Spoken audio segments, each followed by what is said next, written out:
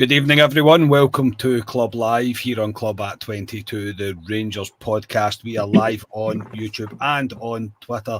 Tonight, get yourself over to the YouTube channel, get yourself subscribed, and get yourself involved in the live chat, as I'm sure there is some strong opinions on the way the last two games have went, although we will be concentrating on one rather than the other. And I promise I will try and keep it upbeat. I really will try. I promise I will try. I'm Scott Carney. Joining me tonight, first of all, is Ross McLean. Ross, how are you, mate? I'm well, gentlemen. I'm well, thank you. Good to see everyone in the chat as always. It's been a flattening time to be a Rangers fan. Just when you think we're on the up, and then you're hit with the last two games. So yes, it's a good time to come on because there's plenty to get off the old chest. That's for absolute sure. Yes, absolutely. Yeah, well, more used to. Me and Ali had a say on Wednesday after game, and also joining is donning his pristine Scotland jersey as he is ready to relive World Cup 98 after the draw for the World Cup as Scott Gemmell. Scotia, well, apart from Haiti, it's exactly the same. Aye, that's what I was saying to you just off there earlier, and I put it into the group chat with the folk that I go to the Scotland games with. Like, it's guaranteed it's either going to be ourselves or Norway that go into Group C. So aye, at least we're there, but kind of you can't beat playing Brazil. Brazil are one of these teams that when the World Cup comes around, Brazil are brilliant. But aye, it was all right. I was having a very good day, Carney, up until about half an hour ago when I realised that I had to come and do this. Not for your guys' company or the listeners' company. It's more the fact that we've got to discuss the kind of shit show that's Rangers right now. Yeah, well, I say it all the time, mate, that the thought of going to do the pod when things are bad is tasking. I'm not going to lie, but when I do it, I immediately feel kind of better for it, if that makes sense. So it is therapy. There is a weird thing about it that there is therapy, but no, unfortunately, mate, you've got to take the good with the bad, and unfortunately, there's just so much bad right now and in recent times. But there you go. You win some, you lose some. See, there's positivity for you. Usually, I would be saying set fire to the world, but not quite. Before we get into things, just a quick word from our sponsors, Lux Lift Events. They elevate your occasion. So whether it's a birthday party, Christmas party, whether it's a wedding, you name it, they've got you covered. And they've got some Christmas stuff over on their social channels just now. The link for the link, see, I always get it wrong. The link for their social media pages is in the description for this podcast. I really need to get better at that. But we appreciate their support. Thank you very much for them, and go check out their stuff. That would be very much appreciated. And last bit of plugging is, of course, our live show, which is live at the Viceroy for our 5th year. But Scotia, are we 5 now? When was our first? When was it? The 5th of December? I had that in my head. It was in December sometime, the first one against you and Ali done it for St Mirren. Yeah, I don't think I came on until after the New Year, if I can recall back. Was it me and Ali first? Then.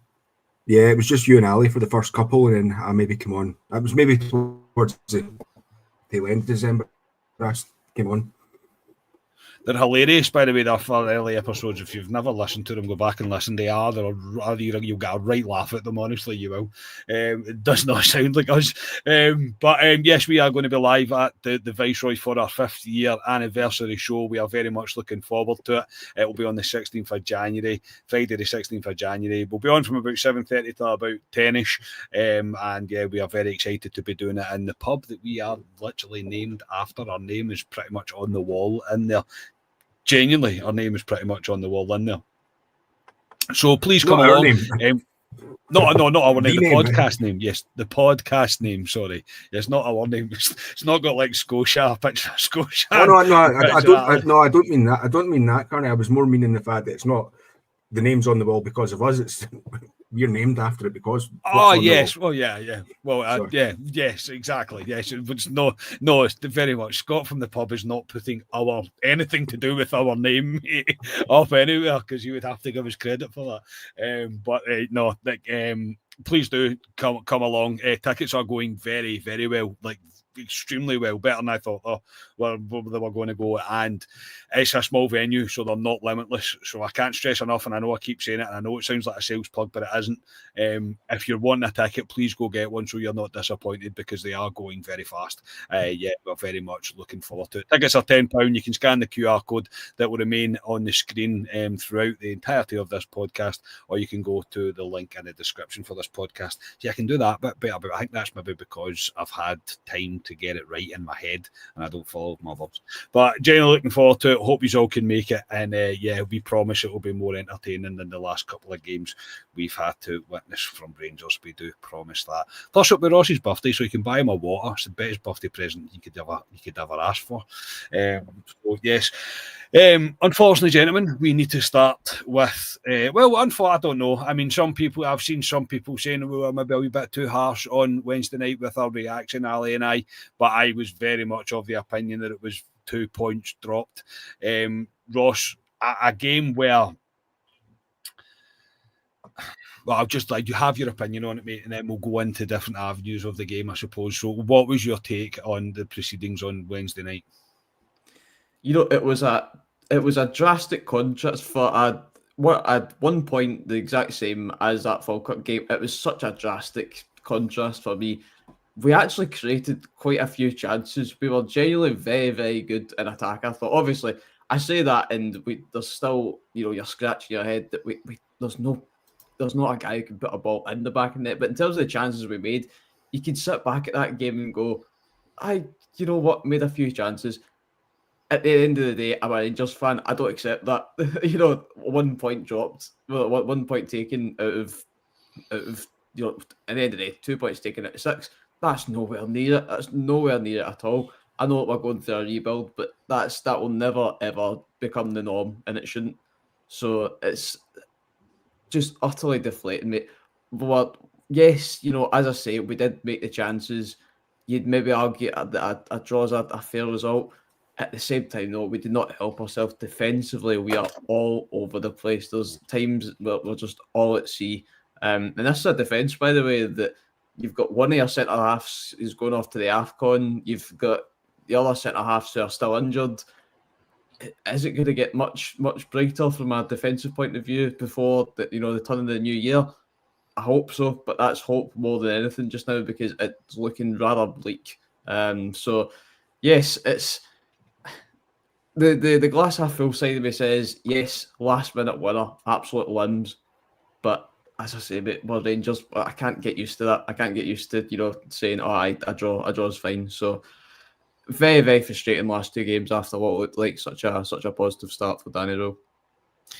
Yeah, a bit of a crash back down to reality, a little bit Scotia, obviously, but like we still not been beating the league. Obviously, that's something to take away from it. Yes, however, the manner of the performances,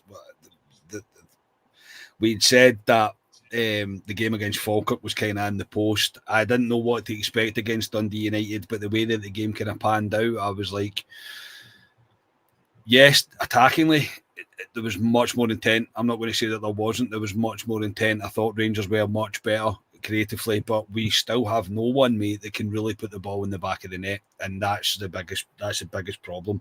There is gilt-edged chances, mate, for Gassama, for Majovski, for Danilo, for Shermiti, and not one of them hit the back of the net, mate.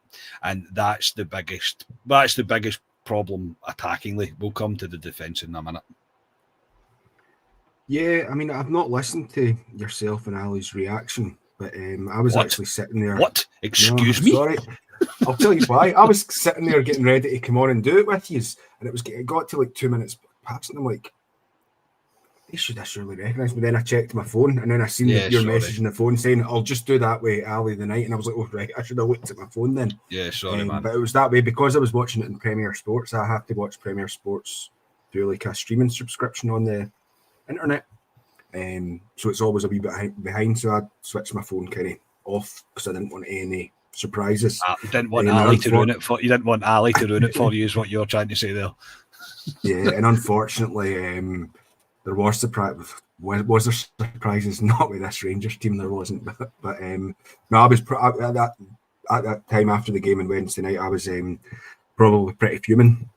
I've calmed down a wee bit, somewhat now. Like yourself and Ross there mentioned, in terms of the chances that we were creating were a bit better to see, but ultimately, in the story of the season so far, we've just not got anything up front.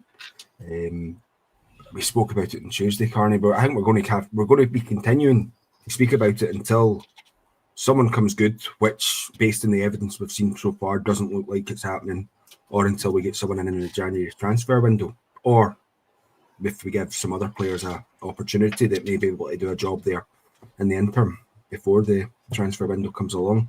But as you say, I mean, the one with Danilo, don't know if you're going the game in debt, but he had an excellent opportunity in it, and he just kind of passed the ball back to the keeper. And you're like, what are you doing? And they've done that a few times. There was that one that came back off the save after Kasama done pretty well. Apart from him, Miovski missed a bit of a sitter, and the one that Chermiti missed. Oh my God. I mean, that's shocking. I mean, I would say that's probably worse than like a Van Bossen, Iwalumu sort of type of miss. That one that he's not even connected with. It was just, it shows you that he's, I don't know, it's just not working with him, and I can't see it working. He's not very good, mate. That's the easiest way to put it. And I'm not being over the top there. I don't think, genuinely, how Thelwell has got away with spending £8 million on this guy is absolutely baffling. He's not even close to what we want. And actually, I think it was on Heart and Hand that I heard someone saying, I don't think he gets a start for anybody in the league right now. And I thought, if that's not damning enough in itself, the fact that we paid £8 million for this guy, then yeah, they're probably correct. I wouldn't imagine there's anybody in the league right now that's thinking, oh, we'll get Chermiti and on loan from Rangers if it was a thing, and we'll play him. There's nobody going to be interested in the guy because ultimately he's just not a very good football player. I'm actually kind of shocked that he's got to the level that he's at because of just how poor that I think he is. And again, I don't want to do the guy a disservice, and he's a human being, and I don't want to kind of batter him, and it's not his fault that somebody said, here, Rangers are offering you whatever grand a week and they're going to pay $8 million for you. He's probably went, I no bother, I'll go. But ultimately, he's just a very, very, very poor football player. He really is. He's terribly bad. Ross, we're left with three strikers just now, and Danilo, Miovski and Chermiti, who all just can't score a goal. It's arguably, if not the worst front line that I've seen from Rangers, and I would be struggling to put another time where it was this bad, where we have three strikers that none of them seem like an option. Right now, re-signing Philip Sebo looks like a good idea. Honestly, Josh Gentles is well on the cards, by the way. Get him back up to Ibrox because we're going to need him. We are so light up. I think you're spot on. I genuinely think I can't go back a time where we've had that lack of quality. You go back to, I mean, how many times do we have a go at Cyril Dessers? What you do for Cyril Dessers? And I can't quite believe that I'm saying that, but Cyril, get yourself up the road, son. Get the sunnies off in Greece and get back to Govan because we need him. Igaman, another player who, I know it didn't end in the way that we wanted it to. Igaman made his bed and he used to lie in it, but he could find the back of the net. You even go back to, 55 season, you've got Morelos, Ruth, Cedric Itten, players that, your third choice could probably score a goal. Who's your first choice just now? As you say, mate, pick names out the hat because there's not one guy out there. And I think the one, obviously, Chermiti is very, very frustrating just now. We've seen in the past, Danilo knows how to miss a chance. The one frustrating one's Miovski for me. I think whenever Miovski came in, it seemed like an absolute shoe-in. Because whenever we had the chat about, and I've seen it in the comments any time with Shankland, for me, it was always, if it was between Shankland and Miovski, it was Miovski every day of the week. Because you could see it, for me, Shankland was maybe going through a bit of a patch, whereas Miovski just looked a bit like a bit more of a proven player, a bit more maybe a complete player.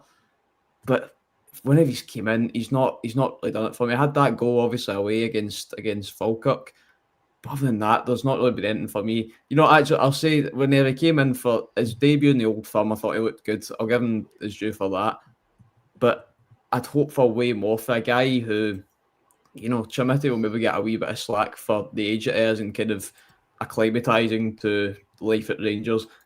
Miovski knows. He knows what it's like. He knows where, you know, he knows a rugby park at the weekend. He knows Tannadice. He just looks not comfortable for me just now. So aye, there's plenty of work needing done. But half the bothers me, who's going to take them? Who is going to take them? You know, Danilo's in a big contract. Miovski's just in the door. As you say, Chimity, there's nobody really going to... If anything, the only kind of suitor for a Chimity is probably like a Braga, which was the rumour. You know, a team in Portugal, whenever Braga were in for the Europa League, I think there was quite a few questions from the press or from the Portuguese media asking regards to Chimity. There'd maybe be a slight bit of interest there, but I'm really trying to dig anything out the barrel at all. Nobody's looking for our players, and rightly so. And do I see us bringing in a striker without getting rid of one for the wages we're paying? I don't know if we will, because you know that wage that are paying there for those three strikers, that's that's going to add up on top of a fourth one who you know how much strikers are these days. That's going to be a hefty wage in itself. So we've really put ourselves in a right tough spot just now, and this is coming in with two new strikers. You have 2 goes at getting a striker, and you've missed on them both. So as I say, Cyril Dessers, wherever you are, get yourself back up to Rangers, and what a world we live in. Yeah, I can't see anybody taking any of them off our hands, mate. And I'm not going to be a hypocrite when we signed Miovski. I was genuinely excited about it. I thought that's a good signing based on what I'd seen from Aberdeen. But the Chimity deal for me, just if I wore a tinfoil hat, I would be screaming all sorts of brown envelopes getting passed left, right, and centre regarding that deal, because I can't believe that even Thelwell, when he signed him, wasn't under pressure at this point at the club, not the way he was towards the end of his very much full tenure. But to think that, I'm going to spend $8 million on this guy, and that's going to be a good idea. And I think there was rumours of it being a loan initially, and then no, obviously we decided to go out and buy him, and I would be doing anything to get him off the books. I really would be getting Chimity gone. I don't care what data says or how good he's going to be in 5 years. We need somebody that can score now, and we don't have that. We literally don't have a striker right now that will score. Yeah, I said on Wednesday night, you can see every reason so far why Danilo was our third choice striker last season. You can see that, and yeah, and then Miovski's the one that's a bit of a head scratcher. It really is a bit of a head scratcher. His form has vanished, literally vanished. He was a bit more involved in Wednesday night, yes, but he missed a sitter. He missed an absolute sitter, as did they all, really. But yeah, very, very worrying. Scotia, the defensive woes continue, I suppose. And I'm a wee bit stuck between a rock and a hard place, because we were complaining about Rangers not having enough attacking intent. Maybe Danny Rule keeping the handbrake on a little bit, possibly. Well, when he takes a handbrake off, you can maybe see why, because it was very open. It was a very open game. It was a basketball game at times in Wednesday night. It was back and forth. The mistake by Fernandez is schoolboy stuff. It really is. It's horrific defending no matter what way you want to look at it. It's a great finish. I think you can't blame Jack Butland. I don't think even slightly. The commentators were saying maybe went down a wee bit early, even though one of them was Michael Stewart, who's a bedwetter. But the Fernandez should do so much better. I mean, he's the guys at the halfway line, and it's just not acceptable. The second goal is about the 4th phase from a corner, and he beats 3 guys. And he beats 3 guys, I wouldn't say well, with ease, because we do very little to try and stop him. And again, it's another good finish. So if you're Dundee United, you'll think, we've scored 2 crackers there. When you're Rangers, you can look at it, because we do look at it from a Rangers perspective and go, both of the goals were preventable. And right now, it's just the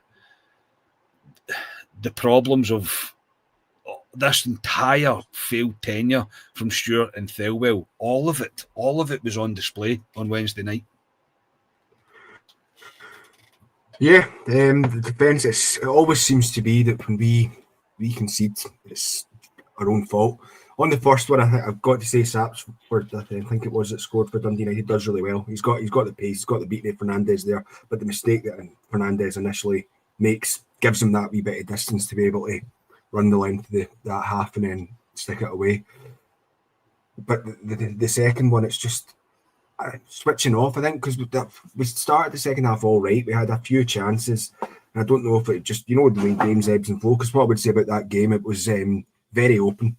It was quite a heavy and flowing game. It was one of those games that you would like to watch as a neutral, probably. Although I would say the quality was severely lacking from both sides. But it was a fairly open game. But it's our defence, and our defence is threadbare at the minute, because if you look at it, at the moment, who have we got in reserve? Inciala and Aarons, without bringing in youth players. In fact, I think even Leon King's still kicking about. I mean, you could even look to be bringing him back in with the way that they're kind of playing. Our defence is threadbare. We've always got a mistake in us. I think at one point, maybe been unfair in Fernandes because he's actually been quite good with the ball in the air, but I think he got caught under the ball at one point. Was that maybe just before Dundee United scored, actually? In their second, it could have been. I can't quite remember. Defensively, we're kind of all over the place, and you can see that we're lacking confidence, massively lacking confidence, and I can't see how Danny Rühl's going to be able to get them to gain that confidence back, because they're always one mistake away from going right into their shell again. And it's what this team kind of does. They feel hard done by. They don't kind of pull the finger out and go, right, no, wait a minute, let me show you what I can do. They just seem to kind of go into themselves, and it's not what you want for defenders when you're playing at Rangers. Yeah, I think to an extent that happened. I think after they scored, we looked a bit shell-shocked, but after it, Rangers played the best, probably the best football we played of the night. After, in fact, in a long time. And yes, we created a lot of chances, we did, but we're just powder puff. And I'm not stealing Ali's, there's no other word for it, I'm not stealing Ali's favourite saying, we are powder puff up front. There's no guys there that you're confident that's going to put the ball in the back of the net. Rangers had an XG of 4, I think, on Wednesday night, which is more than we've had all season. And I mean, that tells its own story in itself, but we created loads of chances, but ultimately it's just a lack of quality that we have. Rangers have gone from being frustrating to watch to being irritating to watch, because these players make the same mistakes over and over again, and they don't learn from it. They really don't. There's none of them that are really making the difference. The guys that we've seen plenty of this season, none of them are making themselves better. They're not giving themselves the chance to get better, and yeah, it's just very irritating to watch Rangers just now. And unfortunately, the 2-2 draw on Wednesday night won't be the last of that before January. And again, I think we should all be careful about how high we put our expectations in January. I do think we can make the squad better. Ultimately, we have to make the squad better, but nothing is going to be fixed in January. I mean, we'll maybe paper over a few cracks. We'll maybe increase performances by maybe, I don't know, 30%, something like that. Anything can be better than what we're seeing currently, but it isn't all going to be fixed in January. We have to somehow get to January with losing as little points as possible, which is what we've all said, and maybe that is what Danny Rühl was currently doing. But just as fans watching games you expect Rangers to win purely on a financial merit as well, against the likes of Falkirk, against the likes of Dundee United, who aren't in great form. Rangers should be winning the games, and we should have won on Wednesday night, but we didn't. And it's okay saying... You just mentioned... Yeah, carry on, mate. Sorry, no, you continue. No, I was just saying you can say that we were going to win 4-2, we should have won 4-2, 5-2, 6-2 or whatever, but we didn't. What are you going to say, Scotia? No, it's when you mentioned the word financial there, and then this is the last season, I think it'll be the last season that the winners of the league this year will get automatic, fairly certainly get automatic entry into the Champions League the following season. No, I don't think that's particularly this team. I expect that this team to do fucking far worse than Gio's team in the Champions League, but it's that word financial. It's this chance to try and get a bit of money, and I don't like talking about that because you want to go into these competitions and not compete, but at least put up a good showing. And again, we've kind of chucked that out the window this year, like we did last year as well. Yeah, absolutely. Ross, in terms of Danny Rule, there's been a lot of criticism of him. I think people are just getting overly frustrated. Again, my opinion is that people are getting overly frustrated and saying he's not the guy, he's Russell Martin Mark II. I've seen all the comments, and I know you can't take everything that you read for gospel or really seriously sometimes when the things you read online. And it's about his selections, it's about his substitutions, and I am frustrated with him as well because he's now at the point where he's still playing players that have already shown us that they can't do it, and they don't deserve to have that other chance. So I think criticism is merited there for him. But I suppose when you try and think it with calmer heads, and they say calmer heads prevail, when you try and think about it calmer, you're looking at it and going, right, I know Curtis and Cameron, they're the two that everybody speaks about. Maybe there's an element of protection there and he doesn't want to bring them into this when ultimately I don't think they would make a massive amount of difference, but it would be good to see them try. That's my opinion, it would be good to see them try. But these choices that he's making, these substitutions that he's making, are we all being a little bit too harsh and going, who else does he have to pick from, really? I mean, there is nobody else. You look at the bench pretty much every game and there's not one player on the bench that you go, oh, well, if we're struggling, he can come on and make a difference. If he can come on, he can do that. I kind of feel sorry for him to an extent right now. I'm at the point where I'm like, I kind of feel sorry for the guy because he's going to take criticism because we're not winning games and we're all massively frustrated that we're not. But are we being too harsh? What else can he do? I mean, if he plays a bunch of youth boys and we get beat 4-0 off Dundee United on Wednesday night, would he not still be open to the same criticism as some are giving him just now? I think you're spot on. He's not got a lot to work. I've just literally, as you're speaking now, I'm looking through the subs from last night. As you say, the ones that stand out, you've got Finlay Curtis there, Leo Cameron, in terms of players that get on, Dujon Sterling, and Ciala, and Liam Kelly. We're bringing on Aarons, Diamandi, Chermiti, Asgard. Now, that bench in itself is...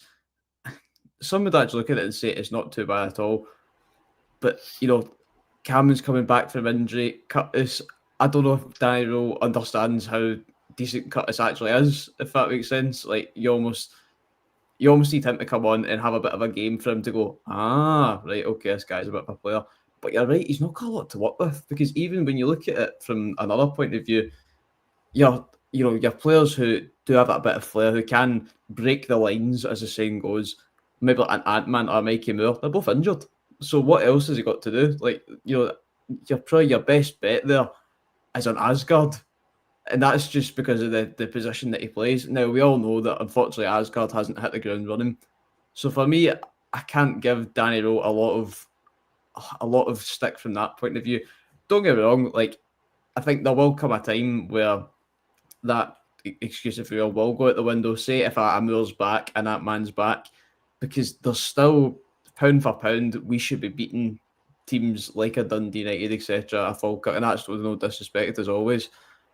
There's maybe an element of, right, okay, we can't keep saying this till February, but I just think just now it is a bit harsh to give him that sort of stick. We've seen that we are playing much better football under Danny Rule. Other than barring the Falkirk game, I wasn't on after the Falkirk game. That was shambolic. Genuinely, that was such a dull watch. You look at the game Wednesday, as I say, you're creating chances. Before that, you were 4 wins out of 4. There's definitely improvements there. I just think he needs to. Obviously, the saying goes, get his players in. There needs to be some sort of injective quality. Maybe we have that. Maybe that's there at the team just now. As I say, Mikey Moore's coming on to a bit of a game again. First world problem. He's not even our player. Smashing. The one guy is looking decent. He's on loan. Superb.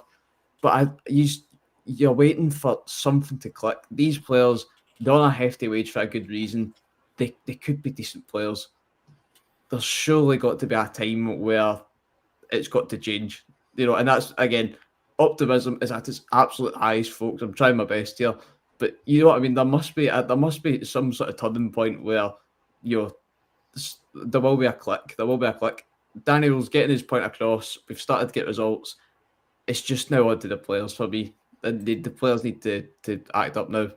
So that Daniel, I do like him. He doesn't get a lot of criticism for me just now.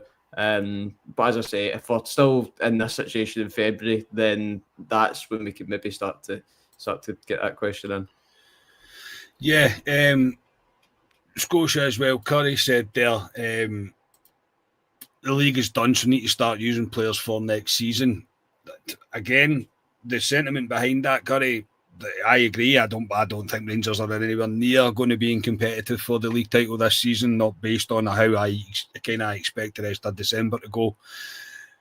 But if he plays youth players, mate, and we get beat 4-5-0 and we're not winning games, it's still the same cycle. It's fickle Rangers fans, mate, as we spoke about the other night there. You're on mute. Yeah, Scotia's on. Yeah. Getting warmed up for that blooper reel you're putting together for the live show, Carney. That was just a wee special one, and that was meant on purpose. No, I know what Curry's saying there. I'm kind of in agreement. But that's now eight games we've drawn. Eight drawn games not good enough to win a league title. No, I don't care how poor other teams around you are playing. That's not good enough to win the league title. So it probably is, but it's all well in theory saying that play for next season. How many of the players that have we got currently are going to be here next season or be in Danny Rule's plan long term as well? I mean, we've spoke. I've banged the drum about it. That whole backline, Baron Butland, won't be here next season. Barring Inciala, Sterling. I know he's just come. You get onto it, but I'm sure Rule mentioned in his press conference today that he's been back training. There's not going to be many there. So, and like you say, Carney, if we go out and put out a team for next season and we get absolutely horsed, the knives will be out, and the knives will look. And I said this on Tuesday night, that opinion will start going against Danny Rule, and it's slowly going that way, like you mentioned, with some of the stuff going on. You're reading on the internet and in social media forums. That folk are kind of getting that way. I'm not there yet at all. I think it is sort of, seen a listener there, Bush Papa, say that it was a catch-22 situation there for Rule. I agree. That's Andrew Muir, by the way. That's Andrew Muir. He's changed his name. Oh, has he changed his name, Andrew? Yeah. Right. Yeah. Good evening, Andrew. So it's my opinion's not really changed from what I'd said on Tuesday. I think it's one of these ones. People that have maybe got a wee bit further thinking vision for what's going on, they'll give them the benefit of the doubt. But people that are a bit more reactive, a bit more heart on their sleeve type people will probably be starting to turn against Rule sooner rather than later, I'd imagine, if things don't improve a bit more. Yeah, I suppose on the other edge, the other side of that, Scotia, I'll come back to you first for this one, mate. On the other side of that, the most impressive player over the last couple of games has been Barami, and this probably backs up everybody's kind of claim of why is the other fringe players in inverted commas not getting their opportunity. Barami was pretty much out the door. Let's not kid ourselves on. We all thought we'd seen the last of him. We didn't think he was going to be a part of Rangers moving forward. I mean, no disrespect to Barami. This is just based on my previous opinion of him. I don't know if we've just got bad and he now all of a sudden looks good. That's how bad we have got, because I was never really over enamored with what I was seeing for Barami. But he has been impressive these last couple of games. And even on the left-hand side, where every time he played for it previously, I was like, I don't want him playing there. I never always wanted him playing through the middle. But he has been the best player, and he's taken his chance. And right now, mate, he's probably one of the first names on the team sheet, just on the basis of the last two games.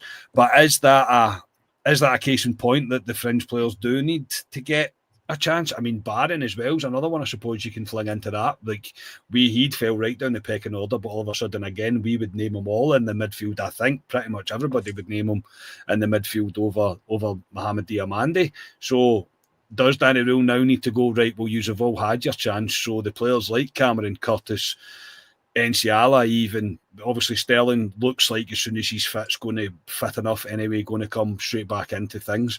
But should he now just not throw caution to the wind as such, but just give the players that are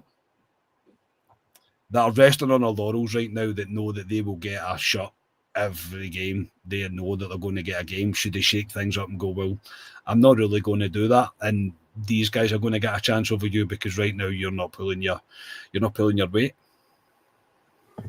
Yeah, I mean, personally for me, I would want to see Cameron and Curtis given their chance. Rule keeps on speaking about it, but the longer he speaks about it and doesn't put anything into action, the longer it just looks like they're not players that he kind of fancies. Obviously he sees them in the training, but the problem I always find with the training is training and playing are two completely different things. To be the best, who was the boy that they always talked about? Best trainer, was it Greg Stewart? Best trainer Barker. on the planet. Brandon Barker as well. Apparently apparently he was like phenomenal in training, like phenomenal. People have said it on like other podcasts and that about how good he was, and ultimately he was very bad. And I was right. So you kind of get that. So yeah, and the point you mentioned there about his Barami looking a lot better because the team around him are so bad. I don't know. I've always thought that there's been a really good player in Barami, just from knowledge of him prior to coming to Rangers. But is it maybe one of these things that, no, it won't sit well with people, but sometimes players need over a season to get into the swing of things at Rangers, and sometimes it takes them that long to get good. I know it's not something we certainly want to hear, because unfortunately at the minute you could level that at I don't think you could, but there's so many players there that if it took them a season to play well, we're going to be sitting for a whole season watching the whole team play terribly. No, I've always kind of rated Barami. He's maybe come on again a wee bit more because some of the players that were playing in front of him previously have now left. But he does need to start giving chances to Curtis and Cameron, because I don't think I am, but I don't know where I'll be if I don't see Curtis and Cameron contributing to games before New Year. My feelings towards what Rule's doing will probably change quite dramatically in that space, if I'm being honest.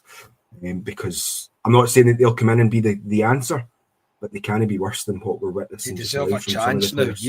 Yeah, they deserve 100%. They deserve a chance, because Ross, they must be looking at even now Barami, who's literally went from outside over the top of everybody, and he's now playing again as a kind of what you always get, I suppose, maybe a couple of players that you didn't expect to improve under a new manager and maybe get another chance in the team. Barami might be one of those players.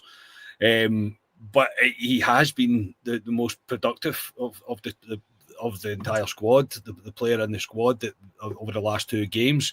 But are you in agreement with Scotia? We are now getting to the point where we'll all be a wee bit scratching our heads and wondering, why would you not give Curtis and Cameron a chance? And again, there's no guarantee it's going to work, but surely it's worth a go. And if Barami can do it, and he's a, again, inverted commas, fringe player, then give these guys a chance at it. Oh, it's a lesson you need to learn from. It's worked. It's clearly worked. So at least give it a go. I hope that, yes, they get their chance. I hope it's not just a 1 or 2 chance, that they're generally given a bit of a run in the team. You know what it's like, sometimes a player will come and hit the ground running. More times than not, you need a few more games to settle into things. If a Cameron or a Curtis comes in, gets maybe 20 minutes, half an hour, that's, from the bench, that's not what we're looking for. You want to see them starting for me. You want to see something when you look at the lineup on a Saturday evening for this week and go, you know what, that's an exciting starting 11. That's a starting 11 that, if you're the opposition manager, you're going, right, that's a bit of a sparring into the works, because you're given something else to think about. That's what a Curtis and a Cameron offers you. There are those sort of tin opener players. Same with a Mikey Moore. Mikey Moore's back, hopefully in the squad for tomorrow. Yep. So giving those players, their chance, as you say, it can't do us any harm. It cannot do us any harm at all. Actually, just on Mikey Moore, I actually hope that Mikey Moore coming back doesn't do Barami harm. I've been really impressed with Barami. I think he's been superb. Took his penalty really, really well. Danny Rose saying how Mikey Moore's, he's, instead of being on the right, maybe playing more central. I hope that doesn't do Barami much, harm, because Barami through the centre has been very, very solid for us in the last few games. He's been, as you say, he's been one of our better players. So I hope that with Mikey Bell coming in, that maybe doesn't hamper Bramy. Then we're back to, Bramy's rubbish again, back to the bench. Whereas there could be a decent player in there. There could be. And, that's, he's an Albanian international. He will have that wee bit about him. We're now starting to see that. It has to, as you say, it just takes players a while to get to Rangers. That could be it with Bramy just now. So, I'd be definitely looking to give Cameron and Curtis a chance, but a sustained chance. Give them more than, a 15 minutes, 20 minutes off the bench, which especially Curtis has been way too accustomed to. Even under Russell Martin, he would only, at the latter stages, he'd maybe only get that wee 15 minutes. As a winger, that's not what you're looking for. You're looking to have that sustained period. So I'd definitely be looking to get him in off the start for me. Yeah, I'd be looking Corny. at that. Yes, mate. Can I just jump in there with something that Ross said there about not wanting to see Bramy go out the team with Moore coming back in? I mean, I don't want to get ahead of myself and say I don't think Moore will start tomorrow. I don't know if he'll even come off the bench tomorrow. But it's good that it looks like he's back training. But I would look at it, I don't know what your opinion is, but I think Gassama's gone off the boil in recent games. Not saying he's poor, I think that's just the natural kind of phase of or the process of a player's season, that he's went off the boil a wee bit, that maybe that would mean that, you wouldn't necessarily take Bramy out of the team. I think Gassama on Wednesday had good and bad. I thought at points he was quite aggressive, is probably the wrong word, but it wasn't. I'm not going back the way. I'm going to go forward here, which I always like in players, especially my wide players. I want them to take the man on.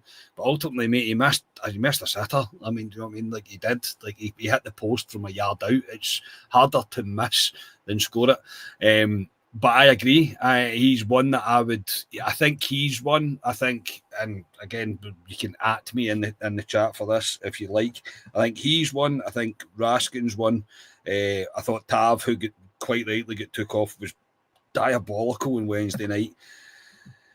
These guys are the ones that are maybe not as much Tav, because I think that's unfair in Tav, because ultimately he's still one of our better players. And again, that's a damning take on things as they stand with this squad, that James Tavernier is still one of our better players, whether you like it or not, to chat. It's just the truth.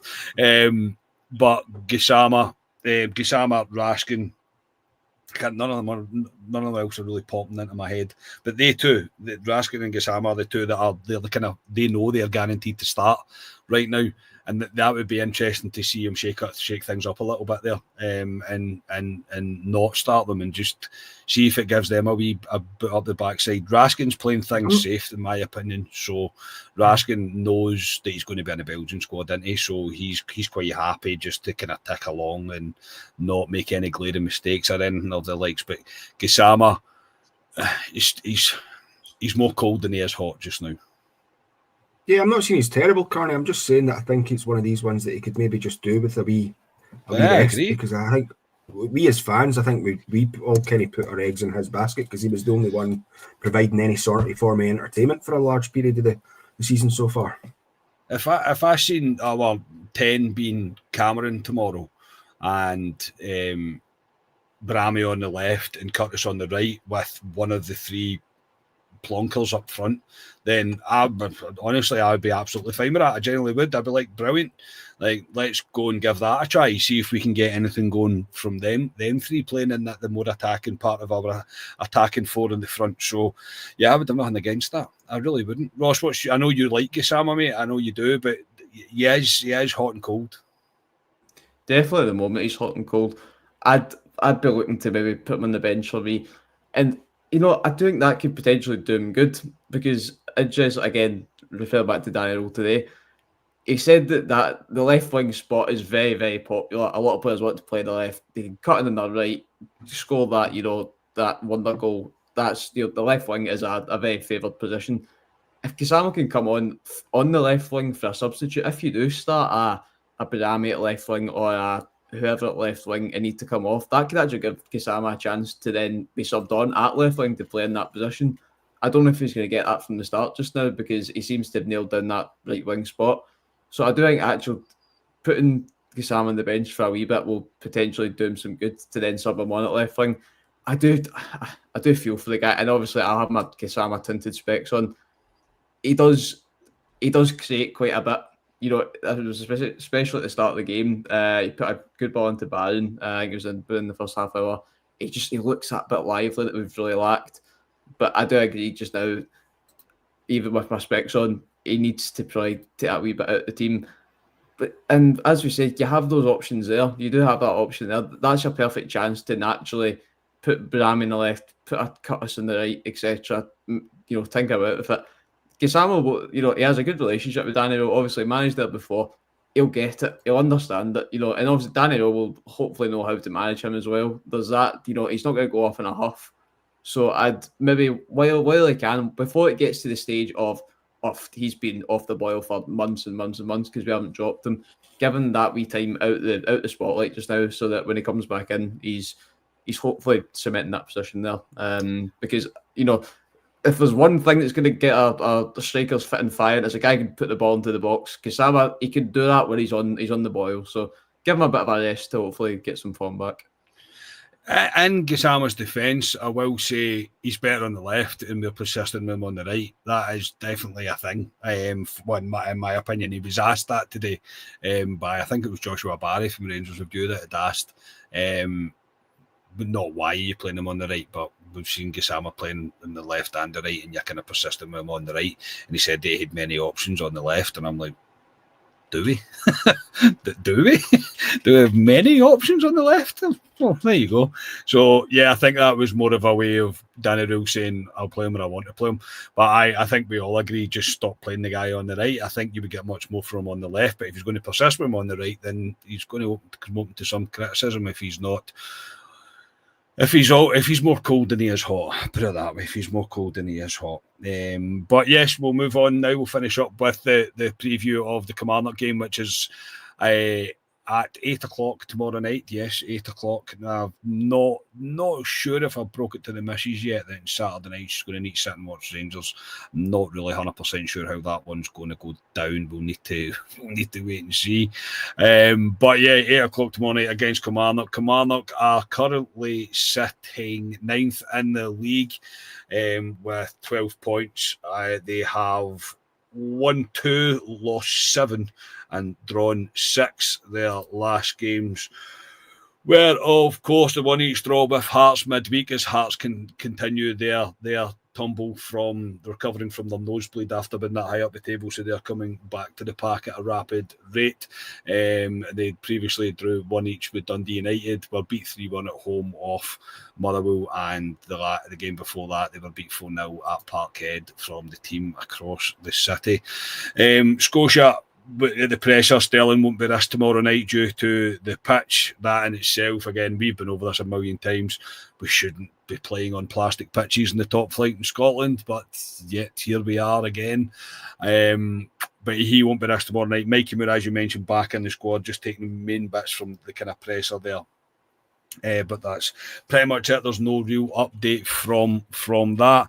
Danny Rule did say the last time he coached a team to play on a plastic pitch was the academy, and I was like, there we go. But that's just another reason that I even look at the likes of Cameron and Curtis. They've played on these pitches many a time, Scotia, and that's why you should be really giving them a go on this. They know what it's like on these terrible pitches. When's that banning? Is it next year? It must be soon. You're on mute. You're on mute again. Twice in one show. You're on mute podcast, again. Carney. Yes. Yeah. No, sorry, Carney. I was going to ask that question to you yourself. When the band comes in, I can't quite remember if it's next year or the following year. But it definitely is coming into place, which is it's better later than never, I suppose, with that one. But you make a good point in terms of the Curtis Cameron debate there, in fact, and what you're asking players to play. I know some people sometimes go, oh, but you train on pitches that are like that. Training, as I said earlier, training and playing aren't the same things. Whole different level of intensity in between them. Yeah. In all intents and purposes, though, I think even the plastic pitch that we've got at Auchenhowie is better than Kilmarnock's pitch. I think the reports say that I think it is actually better than Kilmarnock's pitch, which is magic, isn't it? But Scotia, look, it's a $1 million question, mate. What do you expect from the game tomorrow night? I would like to think that it would be a wee bit like the Dundee United game without the defensive mistakes and without the missing of sitters. That's what I'd like to think. But with Rangers these days, you don't really know what you're going to expect. I'm not really overly bothered. I've got a Christmas day out tomorrow, so by the time the game rolls around, I'll be very well watered. You'll be well watered. Well watered. Yeah. Well watered is the phrase. So I'll probably enjoy the game regardless, or might not even see the game. We'll never know. But you'd like to think we'd go out there and get a result. But Rugby Park at this time of the year, I've got memories of bad results, December, January in Rugby Park in the not so distant past. I'd like to think if we can play with the intent in terms of creating chances, that we will manage to come out with a victory tomorrow night. I would like to think if we create as many chances as we did, then surely we're going to break the mould of actually being able to score them. I mean, if we score all the chances that we should have, it's a convincing win for Rangers on Wednesday night, but ultimately we didn't. So, I mean, look, it might be a change in the fortunes. I don't know. It's another one of these games that now performances for me can just go right out the window. I just want Rangers to win football games, and I want to win as many as we can up until January, until we try and put a few plasters over this pretty wounded squad. And I don't mean injuries, I just mean quality is lacking quality. Ross, look, again, same question, mate. It's an impossible one to predict tomorrow night in terms of what we'll see, but what do you expect from the game tomorrow night? Oh, it's 8 o'clock on a Saturday evening. That in itself poses many questions. You know, a Kilmarnock side who will be coming off the back feeling confident against, obviously, playing against Hearts. But at the end of the day, mate, I've came to accept that a lot of teams will feel pretty confident playing against us. I'll be honest with you, I can't make a prediction of what I think it's going to be in terms of a performance. Kilmarnock at the best of times is very tricky to go to. As Drew was saying, the park in itself is not ideal. There's so many wee ifs and buts. But at the end of the day, I'm not. We won't be coming away from tomorrow night saying, "Oh, we lost because of pitch." I still think against a Kilmarnock, we need to be beating these teams. We need to be winning. Yeah. So I'm gonna hold the old optimism. It's an evening game. That's stereotypically when the Europa League is back, so the teams will play well. Then you remember that they don't play well in the Europa League, so it's back to the normal again. There's just when the optimism's coming up, it starts to go back down. But it is the festive period. That's going to be the one positive. They're going to feel fun, festive, and it's going to be hopefully 3 points for Rangers. So to everybody travelling up there, all the very best, because the conditions I'm sure will be just stunning. Is the word stunning? I think. Oh, it'd be beautiful, yeah, absolutely beautiful. Again, fair play to the ones that are making the travel to Ayrshire for the game. Again, it's just an impossible one to predict. It is game to game, but Rangers have to break this. Now, this kind of back-to-back draws, we have to break that run of form, and we have to win the game. As a game we should be winning. We've all seen nightmares from Rangers at Rugby Park, but as I say, plastic pitch or not, you can't use that as an excuse. You have to go there. You have to apply yourself properly. You have to take your chances when they come to you and score them. And we should. If we continue from the form on Wednesday night, then Rangers should be okay. I think Rangers should be okay, and hopefully we see a return of winning ways in the league. That's all you can ask. Scotia, you can go first. Team prediction and score. You can do a prediction of what you would play. Completely up to you, mate. And then your score prediction as well, please. Yeah, what I would play, I was actually going to go for the team that the selection that I'd made for who I thought would start against, or who I wanted to start against Dundee United midweek. But after our kind of discussion there, I'm going for the team that started on Wednesday night there, with Curtis in place of Gassama and Cameron in place of Danilo. I think Rule's still going to stick with one of his strikers, and Miovski's probably the best bet out of the three of them, although it's not much of a bet. So that's who I'd go for. So Butland, Tav, Giga, Fernandez, Magoma, Raskin, Barron, Barami, Curtis, Miovski, and Cameron. I don't think he'll be looking towards the game against Fenerbahce next Thursday. I think they'll go with quite a strong team. So that's what I'll go for. I'll go 2-0 Rangers with Connor Barron to score first, because I think, see if that Dundee United player hadn't blocked the shot that then went to Magoma for his stunner midweek. I think Barron's shot was probably well on target for testing the keeper. Yeah, fair shout, mate, with your team. I don't think I would say not too far away from that, but please don't put Danilo back to 10. I'm honestly sick at the back teeth for seeing it. We don't need to see it. It doesn't work. We don't need to see any more of it. So yeah, mate, I would probably go with your team. I'm trying to think anything that would change there, and I don't think there is. I mean, there's obviously a shout for taking Giga out again, putting Tav into the defence and playing Aaron's in the right, Max Aaron, whatever, on the right hand side. There's something. There could be something in that, but he'll probably stick with the same back two. But yeah, I'm say going through your team, and I'm like, yeah, that's what I would probably play. I'll go for 2-1 Rangers, and I'll go for. I was going to say Jack Butland to score, but I don't know if I can say Jack Butland to score. I'll go with Barami to get a goal to continue his good form, and Barami will get his a goal. He'll be my first goal scorer. Ross, you can finish up, mate. Like Scotia Gable with the Scotland top on, Alex Ferguson at the head. I've got the exact same team as him. A tactical masterclass there from Scotia. I'd be very, very happy with that team if that was what was to come to fruition. I'm going to go for an honest, humble 1-0 win to Rangers. Keep the back door shut away from home again. I hope that we can bring that to fruition.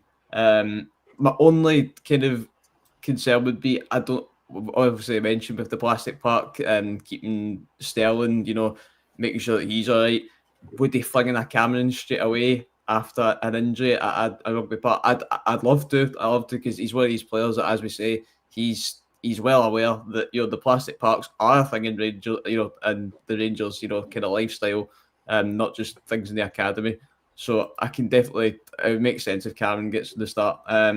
So yes, 1-0 Rangers. Just please, your Saturday evening Rangers, surely, out of all the days of the week to ruin, don't make it the old Saturday evening.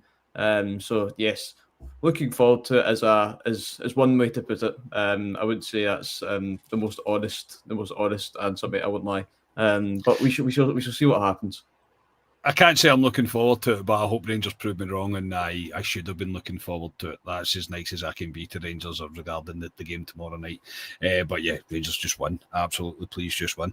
That'll do us for tonight. Thank you, everybody, for tuning in. Thank you for everybody in the chat. Again, please don't forget to get your tickets for our live show. Scan the QR code on the screen or click the link in the description and you'll get them. And we'll see you in the Viceroy on the 16th of January. For tonight, Ross, thank you very much. Thank you. It was a very, very good chat there. Much needed. There was a lot of frustration midweek. That's for absolute sure, especially with Hearts dropping more points. So yes, we'll go into tomorrow night, mate, as we say, hoping to be given a pleasant surprise, a pleasant surprise. So as we say, everybody go up to the game tomorrow night. Safe travels, and yes, play up the famous Glasgow Rangers as always. And Scotia, enjoy your day out tomorrow, mate. And what will be with you tomorrow, my friend. It certainly will, Carney. It certainly will. I have to say, I weirdly enjoyed that. I think it's, see, when you're speaking about Rangers and you're speaking with other people, seeing comments from other people that are kind of in the exact same boat that you're in, it makes it a wee bit better than when you sit there. Today I only done half an hour beforehand, and you're sitting going like, really? Do I need to really listen to this? Do I need to look at that? Do I need to go away? But no, I enjoyed that, lads, and thanks again to yourselves and the listeners. Yeah, please like the video, subscribe to the channel, all the usual stuff. I think it'll probably be myself tomorrow night, Ross. I don't know if you're about, Ross, you can jump on. I'm not sure if you are. We can discuss that. We're dead see how professional we are, how far ahead we plan things. But I will at least be back with a reaction tomorrow night, and hopefully we're bringing reaction to our Rangers win. I say speak to you all tomorrow. Enjoy the game if you can. And thank you for tuning in and listening to us tonight. We are Club at 22, the Rangers podcast. Good night, everybody. Cheers.